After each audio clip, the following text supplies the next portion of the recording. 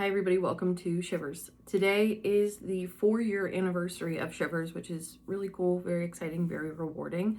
So today we're doing a new movie review for the new movie Hokum. But before that review, I just want to thank you for being on this journey with me for Shivers, for helping everything kind of grow to where it is now. Really, my vision from the beginning was to share scary stories and have fun events. I was working at home doing a corporate job and just needed community and needed people who wanted to watch scary movies with me. So thanks for joining for all of that. And if you're interested in hearing the review for the new movie, then stick around. So Hokum is the latest horror movie that has been released. Next up is Obsession, which I have very high expectations for, but I had very high expectations for Hokum as well. This came out on May 1st. This is created by Damien McCarthy, who also created Oddity and Caveat. Oddity came out in 2024. Caveat came out in 2020. So I have not seen either of those two movies. I did watch the trailer for Oddity and it looks pretty decent. But if you have seen them, let me know if they're worthwhile. The reason I bring them up is because there are a lot of apparent Easter eggs that tie these movies together. So I'm interested to give it a rewatch after I've seen some of the other films and to actually be able to compare. But this is starring Adam Scott. This is Adam Scott's first horror movie. If you consider Severance a horror show, then I would say that it's not his first horror rodeo. But as it stands right now, it has an 89% on Rotten Tomatoes. So if you want a spoiler-free review, just fast forward to the end of this video for the rating. But otherwise I'll give you a little bit of a summary. So Hokum itself means basically like utter nonsense, bullshit. It's all about being skeptical. So Adam Scott is playing this character. I honestly don't really know that we get much of his name said, but I had to look it up real quick. We definitely do not get his name throughout the movie. His character name is Bauman, so we have Mr. Bauman, I guess. But either way, Adam Scott is playing this first horror movie, and his character is a writer. And so right in the very beginning of the movie, he is at home by himself in this very cold but beautiful loft. And we already see the apparition of this woman in the distance. So we already know off the bat that this is going to be more spooky ghosty type of story, but that's what we're starting with. So we have depressed Adam Scott being haunted by something and he's writing. So we look over across the room and the ashes of both of his parents are in a box. So he takes them, the ashes, and he goes to Ireland, to the last place that they were really happy together, which was the honeymoon suite on their honeymoon, the parents. So Adam Scott decides that he's going to scatter the ashes all around this tree that his mother had a beautiful picture at. And right when he's there and he's about to do that, he meets this man named Jerry. So Jerry, we can only assume, kind of like lives in the woods, but he's out there looking for a whole bunch of different stuff. He's looking for goats. He's taking care of the land. I'm not exactly sure what his purpose with the hotel is, other than he's kind of like a delinquent. But from an archetype perspective, he is the magical guide. He is the sage. It is as archetype, stereotype as you can possibly get. He even has a conversation about the mushrooms that are on the land, and you can take these mushrooms and have a trip and open your mind to what you might not believe in. And Adam Scott goes to check into the hotel and he's like, hey, I want to go stay in the honeymoon suite. That's where my parents stayed. And they were like, no one's been up there. There's a witch up there. And so again, he's like, oh, bullshit, Hokum. So there's this old man who's in the lobby and he's telling the story of the witch to these little kids.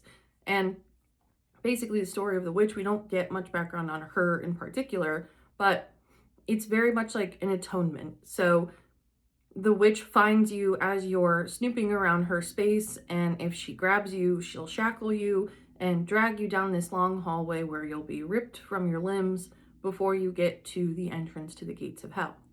So remember that, because we'll come back to that. So Adam Scott doesn't believe any of this. He goes to check into a random room and immediately goes back downstairs to go to the bar. And while he's at the bar, he's talking to this bartender named Fiona.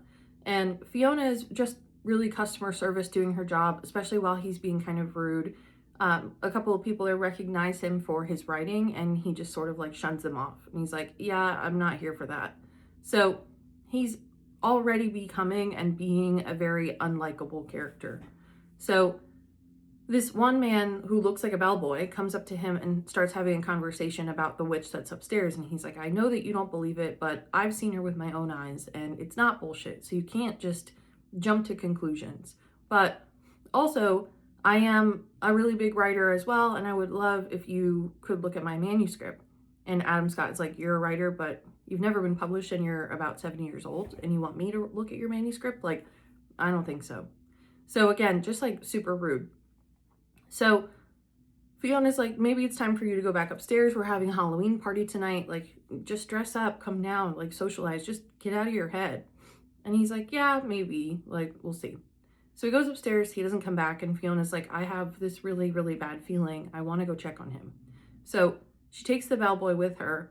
They go to Adam Scott's room, and he has unalived himself.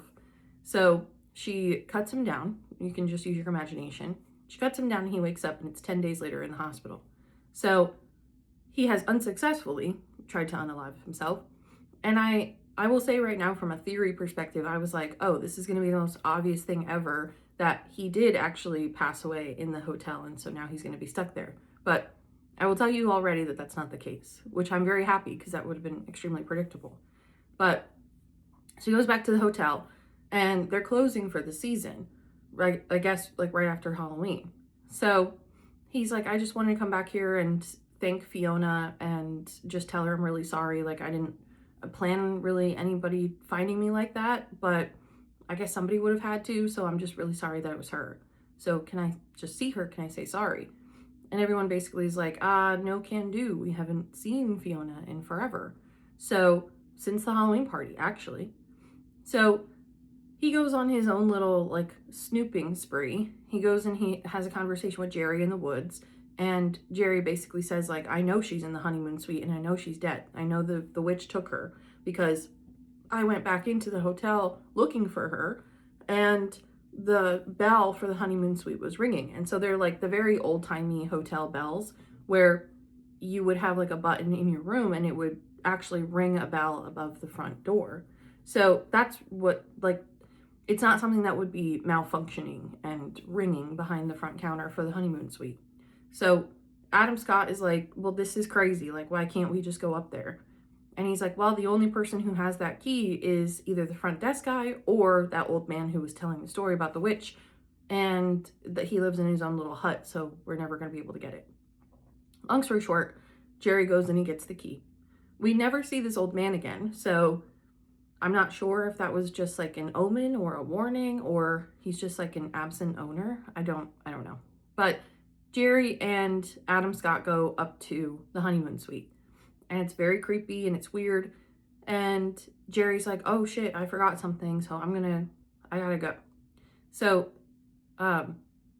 he goes back downstairs and the front desk man is waiting there.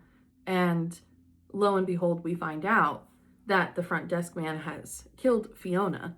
And because he had an affair with her, she was pregnant, and he couldn't let that ruin his reputation for the hotel because he's basically next in line to take it over, and also for his own actual family.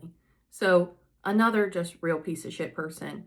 But we are also now making decisions on what is the lesser of the two evils. Is it just a dick that doesn't want to share his writing, who's kind of depressed and suicidal? Or is it this man who actually killed this woman because he got her knocked up? Like, that's crazy. So Adam Scott is up in the top in the honeymoon suite, and then this front desk man comes up and he's like, you know, Jerry's the one who's wanted for murder because Fiona's not around. And Adam Scott's like, well, I can tell you for a fact that Jerry's pretty much innocent, so what are you getting at? And they're both kind of calling each other's bluffs, and they find this dumbwaiter in the room. And Adam Scott's like, where does this dumbwaiter go? It's all the way down. Like, why would it be down? And the guy's like, don't press that button. And of course, Adam Scott does, and then he gets locked into the room. So Fiona's in the dumbwaiter, and she has Adam Scott's voice recorder from when he was taking notes for writing. And So he plays it, and basically she's like, I have been stuck in here and there's no way to get out of the basement. This dumbwaiter only goes to the basement. There's no way out down here. There's no way to get back up. So if you're listening to this, I'm probably gone. And I can tell you for a fact who did it. It was the man at the front desk. His name is Virgil. He knocked me up, blah, blah, blah. So we get a flashback to the Halloween party, and she was drugged and then taken up to the honeymoon suite, put in the dumbwaiter, and just sent to the basement, I guess as bait for the witch. But the witch didn't take her. She just died a horrible, horrible death of 10 days of starvation in this box. So Adam Scott kind of reconfigures the room and decides to go down there himself because there's no way that he can get out because Virgil locked him in. And Jerry is nowhere to be found. So he rigs this like button to be timed perfectly. So we're already setting up for like a really great suspense sequence. So I'm kind of dragging this out. I'll get to the point. So he goes down to the basement and it's very creepy, but he does indeed see the witch. And he also sees all of what you can only assume are offerings, but they're more like souvenirs or trinkets taken by the witch that are all hanging in the hallway. So one of the Irish folklore books that he read said that you have to draw a circle around yourself with chalk and you'll be protected by the witch. So it's kind of the same thing as a salt ring, but with just chalk instead.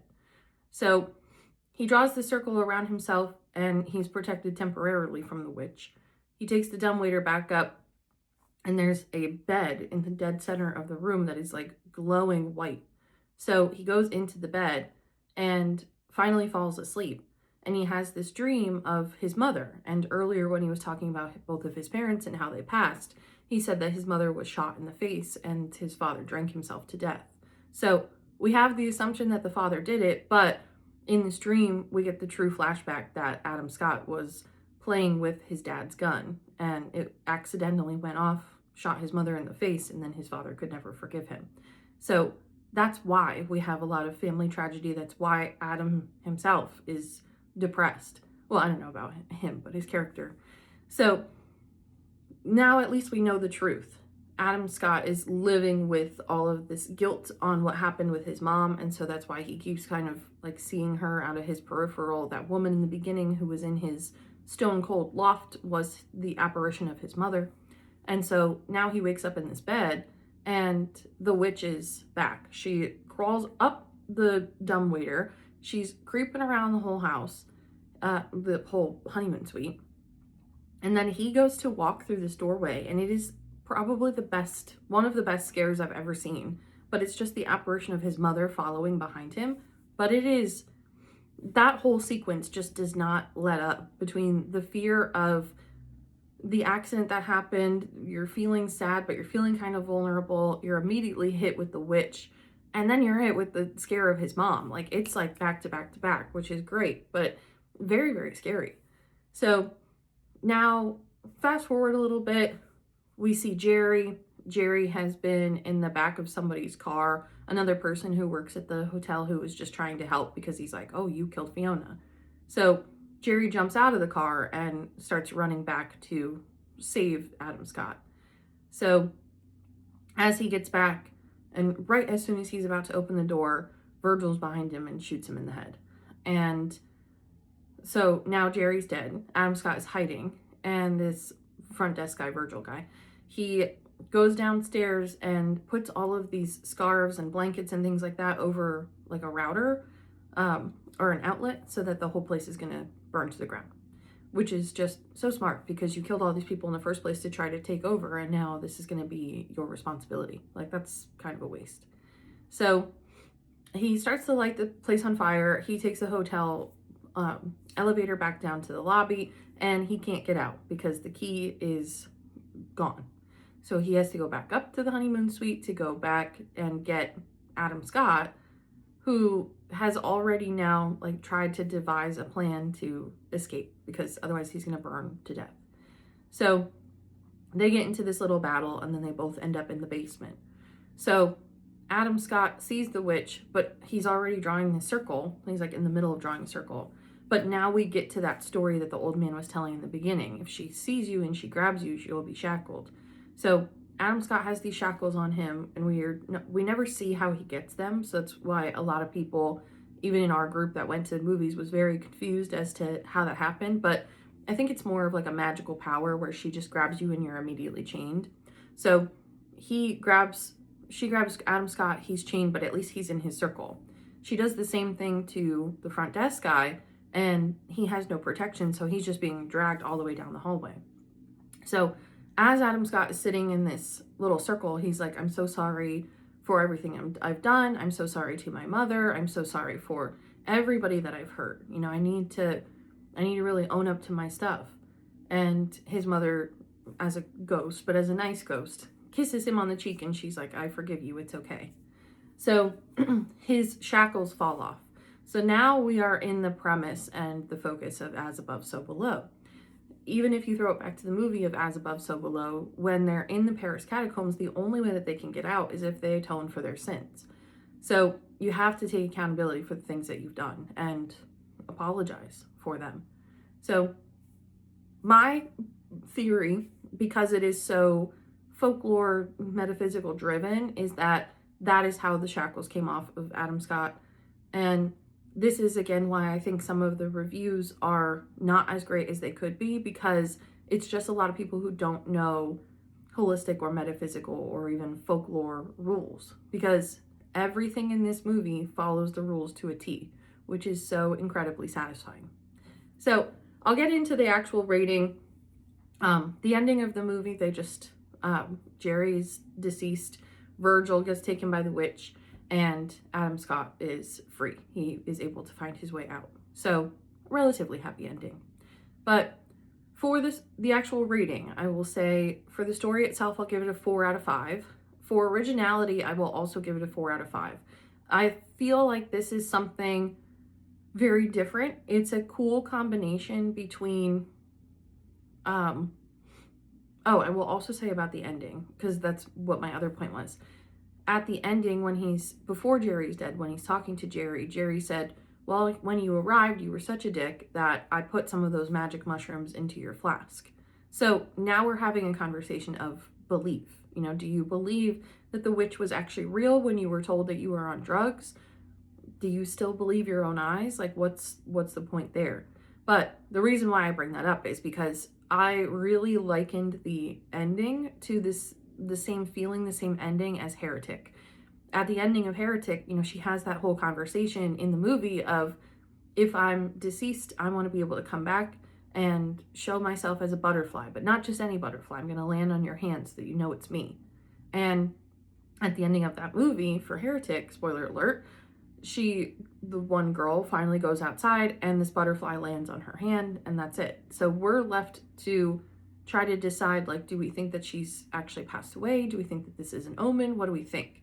So this feels very much the same ending, is that it's up to the audience to decide what is real and what is not, which I really like that. You know, put the decision-making capabilities into the hands of the people who are watching and let them decide what they believe the ending is. So I thought that was really original. I like the pull from true traditional folklore. I think that this is very different. I think this is a very well done movie. I think it's very well done.